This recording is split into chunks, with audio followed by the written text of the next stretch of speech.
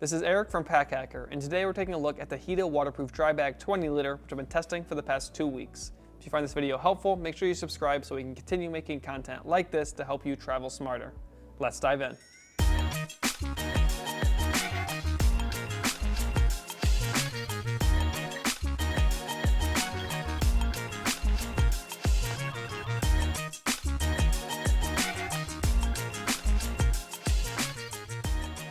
So when it comes to external materials, we've obviously, as you can see, just got really one material going on here, and they list it as PVC. I know that they do make clear PVC, and this does feel very durable. I wish they were a little bit more specific, but this is a pretty cheap, budget-friendly dry bag, so can't really complain too much. It's very durable, but as you can see, it is semi-transparent, so you can kind of see the stuff that's going on inside there. It does kind of blur it a little bit, and depending on what colorway you get, certain colors will let more light through, and so you can see it a little bit better. You can't really, it's like just kind of like a, if you look really closely, you can kind of see like that's my packable jacket. But overall, very happy with these materials. The logos are pretty big, kind of par for the course for these cheaper dry bag backpacks you get on Amazon. Doesn't bother me so much because this isn't something I'm going to be walking around wearing all of the time.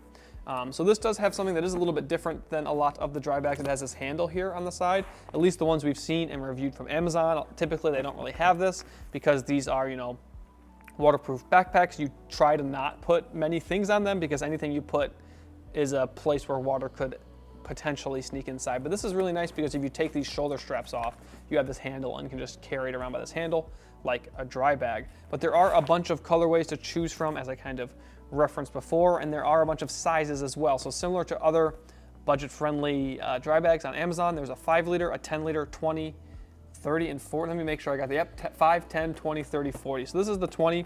We like this size because it's not so small you can't fit, a day's worth of gear at least inside there, but it's not so big that it's kind of like, what am I gonna put inside there? And it's really big. So we really like that size. And the 5 and 10 liter are slings, and then the rest of them are more backpacks. The largest one, the 40, has extra padding on the shoulder straps, whereas this one does not, as you can see.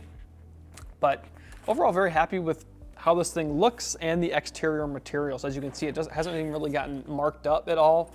Just very happy because I've used other ones from Amazon and they kind of get marked up and kind of smudgy, and nothing to report so far with this one. One more thing on the exterior to note is we obviously have the roll top up here. This hardware is unbranded. I'm gonna pop it open real quick just to show you all something. We do have instructions here. So we've got instructions in English, German, and Spanish, and they say to roll it at least 3 times. And then once you're there, you can kind of just pop it up like this. I wish I would have gotten one more in there, but easy to do. There's a lot of air in there right now, so you might want to let the air out first, but just overall very easy to use and budget friendly. So as you probably already saw, this harness system does not have a lot going on. There is no back panel here at all. I mean, there's obviously a back panel, but there's no padding, there's no aeration, there's nothing.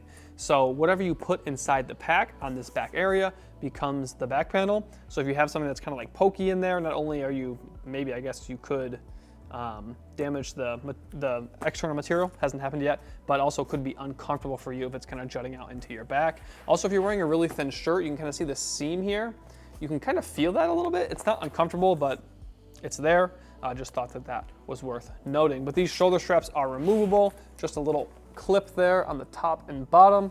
Fairly easy to use. You can take one off and use it kind of as a sling. It's a pretty big sling though. Or you can have them both on, use it as a backpack, or you can take them both off and then just use the handle here. So, I mean, this really feels like a dry bag that they added clips to turn it into a backpack. I wouldn't really even call it a backpack. I mean, it is, and it works for that, but I wouldn't carry it for more than a little bit. Like, I wouldn't even really wear this like across the city for a day. It's just not comfortable, not very intuitive to use. And also, depending on how much gear you have inside there, it affects the fit. Because if you have not so much gear in there and you roll this roll top more to make it like get rid of some of that fabric, it's like a shorter back panel. Or if you have a bunch of gear in there and you can't roll it as many times, it's a taller back panel.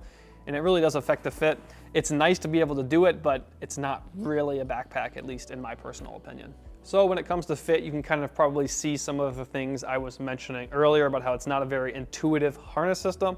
But right now I don't have it super fully packed, so it's not all that uncomfortable, which is why it is a nice feature to have to be able to add those shoulder straps. But if you do have more weight in here, it's not going to be as comfortable in these shoulder straps without any padding or aeration or anything like that. They're going to get uncomfortable, they're going to start to dig in, and you're not really going to be enjoying it so much. But as I said, for the most part, as long as you're not overpacking it or anything like that, it is pretty comfortable to wear. You can adjust these straps pretty easily. It's just, you know, a little hard plastic adjuster, and you can, harder to come up this way with it, but pretty easy to adjust even while you're, you know, on the go.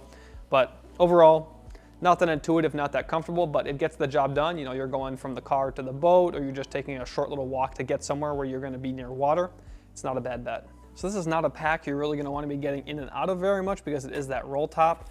And these straps kind of make it hard too because they kind of like spin around and get, you know, just tangled a little bit. They do spin up here, they have a little swivel, but even still, when I'm getting in here, I normally try to limit my, how much I get in here, and I normally take these clips off and get what I need out and then just be done with it.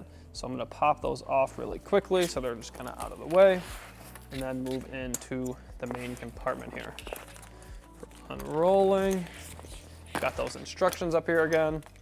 And as you can see, there is a fair amount of space that I'm not currently using inside this thing. Obviously you can't go all the way to the top, otherwise you can't get those 3 rolls that they recommend to get that waterproofness. So, and the more rolls you do, the more watertight it's going to be. So kind of as long as you get 3, but typically I try to do more than that. So I'm gonna start pulling some of the gear out of here just to, you know, show you how much can fit inside. I've got my packable rain jacket from Decathlon, a tool roll here from Roaring Fire. And we've got 2 packing cubes, and then I believe 1 more larger one down here at the bottom. So I'm gonna get some of this kind of out of the way, but as you can now see, there is no organization inside there at all. This is pretty typical for these cheaper dry bags.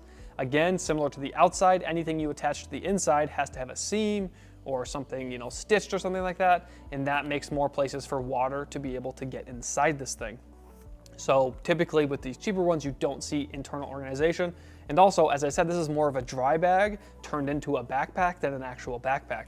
So I really didn't expect there to be anything in here anyways, but because there is no organization inside of here, if you want to stay organized, you kind of have to use, you know, different organizers and just, you know, things like this, you know, your tech pouch, whatever, to try and keep things organized and ready to go. Because if, you know, at 20 liters here, this is like a, you know, a small garbage bag here, and you have everything just loaded in here without packing cubes, tech pouch, or whatever, and you're trying to find your phone charger, you're gonna reach in there and be fiddling around trying to find it. But if this isn't a tech pouch, but it's about the size of my Air Tech pouch, and it's like, oh, I can find this, pull this out, get my phone charger out of there. And it does add a little bit more, like you can't fit as much overall gear because this stuff obviously adds, you know, there is bulk to the materials here, but you can find things that much quicker, keeps things more organized. And also, I think that it also helps if you're going to be wearing this for an extended period of time, especially packing cubes and things that have a little bit of cushion are going to be more comfortable on this back panel for you to wear it. Because if you just have a bunch of, you know, like a battery bank and like you have a, you know, some charging blocks and stuff like that, and they somehow make it to this backside, not only could like the pokiness of some of the stuff kind of affect this material, but it could also make you more uncomfortable. So I've rambled on enough. I hope that some of those packing tips were helpful. I'm also curious what kind of packing tips you have for a bag like this. I know these are very popular, so maybe you've used one like this in the past, but overall very happy with this one, especially because of this handle. If you don't want to use it as a backpack, you can just take the straps off, put them somewhere safe, even put them inside the bag, use it with the handles to just carry it places, and then when you need to use those straps, put them on. So I really do dig that you can do either of those things. So there you have it, the HEETA Waterproof Dry Bag 20 liter. Thanks for keeping it here at Pack Hacker, your guide to smarter travel. We'll see you in the next one.